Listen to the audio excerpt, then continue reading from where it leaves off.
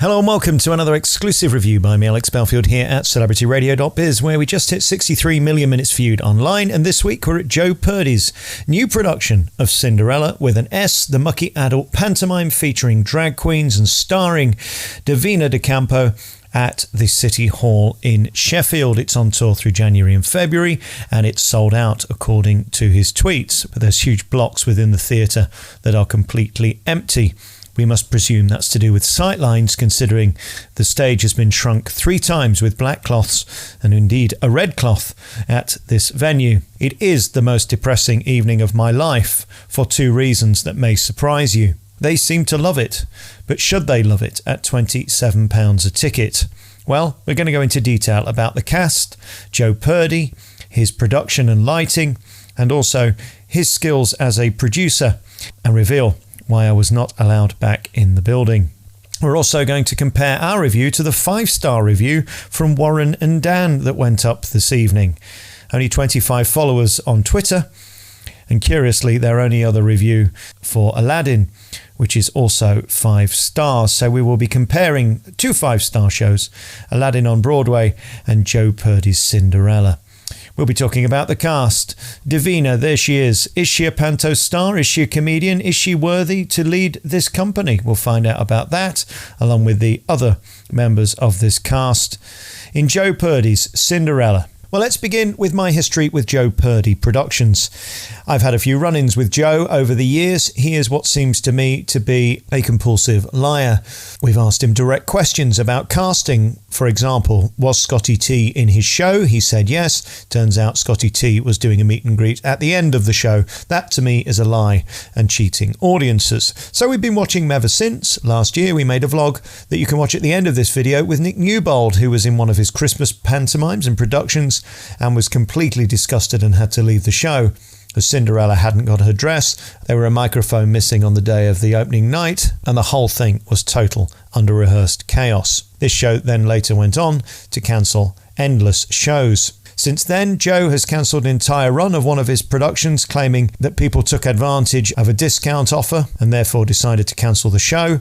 We believe this to be a lie, as it doesn't make sense. So we were wary of Joe when he announced that he was putting on an adult drag pantomime starring Davina De Campo. It was also meant to star another drag queen called Vivian. Well, she pulled out before it even started, having watched my article exposing Joe Purdy. So we turned up tonight in Sheffield to see this production, and were firstly staggered to see that huge blocks of the theatre were completely empty and weren't on sale and had never been on sale. Now, we can only presume that this is because this show is so small that these people wouldn't have been able to see. So again, we feel that Joe is playing with the truth when he says venues are sold out, when in fact they're blocked off. Having said that, the tickets that were available did seem to sell out, and we can confirm that the audience was in fact packed, which is a worry in itself.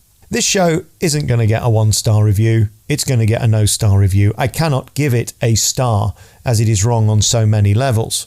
For a professional producer to bring a production into a theatre with just 3 curtains, we call them cloths, as its entire set is a complete fucking insult. It's taking the piss out of those who have paid £27. Had this venue been full, he would have generated £50,000 this evening. We anticipate he made between £25,000 and £30,000, and yet couldn't afford a set, didn't have any lighting of any worth, although did have a sound system, and I will give him credit that you could hear most of what the actors said. For me, it's unforgivable for any producer to think he can get away with putting a show on with a set smaller than a village hall. In fact, I've been to village halls that have fabulous sets, incredible props, and stunning set pieces, none of which were featured in Joe Purdy's Sinderella, and it's not surprising. He basically has a tiny van and a minibus to cart around his adoring cast. We're going to talk about the cast and the drag queens in a moment. I'll tell you what I thought of them one by one. I don't think this is going to go well. Nevertheless, a couple of things we do need to cover. We were not allowed back in the theatre for Act 2. Joe Purdy insisted that security, 2 beefy goons on the door, refused access, and we were told we would be escorted out the building if we went in, and if we went to our seats we would be physically removed, quote unquote. In my 25 years in show business, I have never been asked to leave a theatre. I've certainly never been not allowed in a theatre. I, though, thank God for this blessing. I'm going to tell City Halls this. Your team on the door are some of the most uneducated goons I've ever encountered. I have a tape recording of what they said. We were thrilled to buy 3 tickets. It was an exciting night out. But we did nothing wrong, and you chose not to let us back in the building, which is your right, of course. But the law says you therefore have to refund our tickets. We weren't drunk. We didn't cause a bother. You just chose not to let us back in. So if the money is returned to us within 21 days, we'll let this go. If not, I'm going to release the tape of your security guards, and I'm going to sue you in the small claims court, and you will lose. This, of course, will give me the last laugh, as I was more than happy to pay £25 to enable me to expose Joe Purdy as the crook producer he is, ripping off audiences with substandard shows. Talking of which, I am a nobleman who has just turned 40 years old, and I fall on my sword when I'm wrong. I made quite a few comments about kudos pantomimes last Christmas about the price they charge for shows, and I stand by the fact that I think pantomimes are too expensive. However, having seen over 1,000 people tonight pay over £25 to see this crap by Joe Purdy, I cannot possibly attack kudos pantomimes in Birmingham, and by the way, you could see that show for the same price. I therefore personally apologise to Michael Harrison and Nick Thomas. I stand by every word I've ever said about them. Their show is incredible. I said that in the review, but I felt it was overpriced. Well, if Joe Purdy can charge 27 quid for this shit, your shows are not overpriced. They're beautifully polished and have incredible production values. It is beyond my comprehension that anybody would leave that theatre satisfied, having spent over 50 quid for 2 tickets, to see what is basically a low-rent amateur production with no creative and some of the worst acting I've ever seen in my entire career. So back to my tickets. City Halls, Joe Purdy. Simply refund the money we paid and we'll let it go. If you don't, you're going to get a letter from the small claims court, which will cost me 100 quid. I'll see you in court. And thank you for allowing me to go to the pub and not have to endure the second act of this appalling pantomime. Now, let's talk about the cast. And before we start this, I should say I go into every show wanting to love everybody, and I try and find the best of a bad job. In this show, it was tough, but there was one standout star I would love to celebrate, and that's a guy called Davie Hopper. This guy was Buttons, the comedian, and did complete filth. Obviously, it's an adult pantomime. I'm not going to talk about the content of this show. If you go there, you're going to expect a million fucks. You're going to expect obscene sexual jokes and all of that stuff. But I'm not going to judge that because you're going to an adult pantomime with a load of drag queens. So that's a given. And I have to tell you that Davie delivers these gags beautifully. But more importantly than that, there were a couple of hecklers in tonight. Obviously, you're going to get a lot of drunks and riffraff in a show like this. It's aiming for that type of audience. And my God, tonight it was. My favourite moment was outside when a lady fell down an entire flight of stairs because she was so drunk. She managed to stand up, laughed and carried on as if nothing had happened. Welcome to Sheffield. Anyway, back to Davie. He really is a talent, and what I loved about him, when the hecklers started, he was able to just carry on, throw a line back at them and make the audience laugh even louder than they were before. This is a huge talent. He's got a little bit of sort of Chubby Brown in him. You can sense that comic timing, also underscored by the fact that he's from the Northeast. I give huge kudos to Davie. He's a huge talent, and without him in this show, it would have been a car crash. Let's talk about the drag queens, and this is unfortunate because I actually love drag as a form of art, as a craft, as a talent and as a discipline. What I saw on that stage tonight was a load of fellas wearing a frock, and that to me is not drag. That's fellas wearing a frock. Let's start with Davina De Campo, the star of the show. Well, Davina is clearly confident on stage, and you can't take that away from her. She begins by telling us she was the star of RuPaul's Drag Race UK. The heckle was, of course, that it was only available on the iPlayer Online. I saw that show and hated it. It was the very worst of drag queens in my view. Just a load of fat ugly fellas in a frock. Not my idea of entertainment. Of course, that's not the case with Davina. She's incredibly stunning as a drag queen and obviously plays it very Paul O'Grady, slagging off the set, the show, the audience, and of course Sheffield itself. A shithole.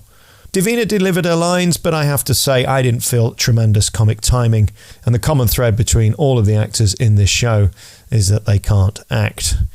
Comedians should comede. Let actors act.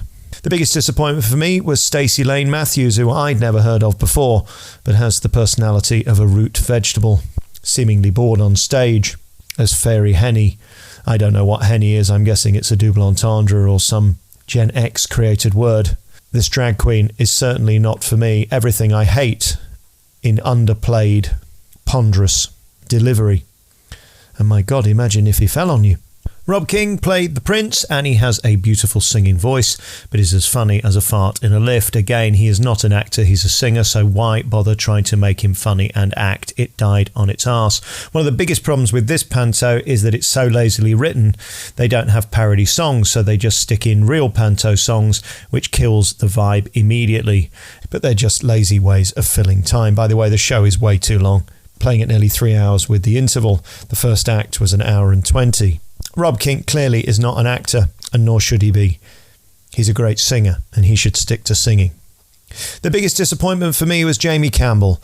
As I say, everybody's talking about Jamie. Opens Across the Road on Saturday and goes on a national tour. It's a West End hit, and I've always wondered why they've never put Jamie in the show. Having seen him tonight, it's blatantly obvious. Him and Troy, who were the two ugly sisters, were truly an atrocity. Zero personality, no comic timing, and as funny as a fart in a lift. I find it insulting that such young amateurs would consider taking on the hallowed ground of ugly sisters. It's an insult to the art. Very finally, Dandini was played by David Potts. We'll leave it there. The music in the show was great, much written by James Harrison, the genius who did the fantastic, the UK's best Pantomime 2019 in my view, which was just across the street at the Sheffield Lyceum Theatre. I'm yet to find out if he's been paid for all the music that Joe Purdy used within the show. Once again, there seems to be controversy over that, which is hugely concerning and unsurprisingly disappointing. So there you go. I thought I might not like it, but in fact, I left Sinderella by Joe Purdy not liking it, shocked at the fact that people sat there and were entertained by a show that basically was a curtain. I don't know how this man can turn up in a town, in a beautiful theatre like the City Halls, and put on such crap.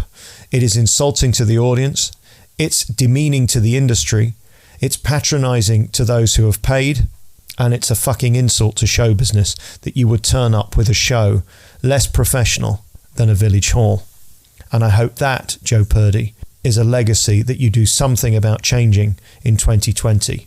In 2018, there were headlines about how you lied about casting. In 2019, there were stories, mostly by me, of cast members who couldn't work with you because of the untenable working conditions. And in 2020, I see you booking venues like the Liverpool Empire and claiming it's nearly sold out and putting on a village hall production.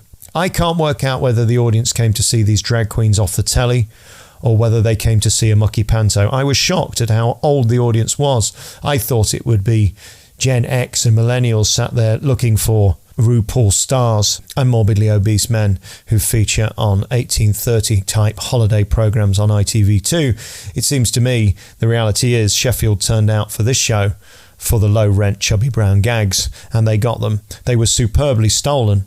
And by the way, the pilfering of jokes in this production is beyond my comprehension, but unfortunately inevitable. It was clear that Joe Purdy was never going to write an original script. It's far easier, of course, to steal jokes from professionals who get big laughs. I think I've said enough. I've kept it short, and I wish Joe Purdy well. He would have made 25 grand tonight. Good for him. Hope he sleeps well. As another candle is blown out, I hope you stand proud, knowing that you were part of the screwing over of audiences that will ultimately lead to the decimation and loyalty of audiences in theatre across the UK. Sinderella by Joseph Purdy. A non-star review by me, Alex Belfield, here at Celebrity Radio. Ta-da.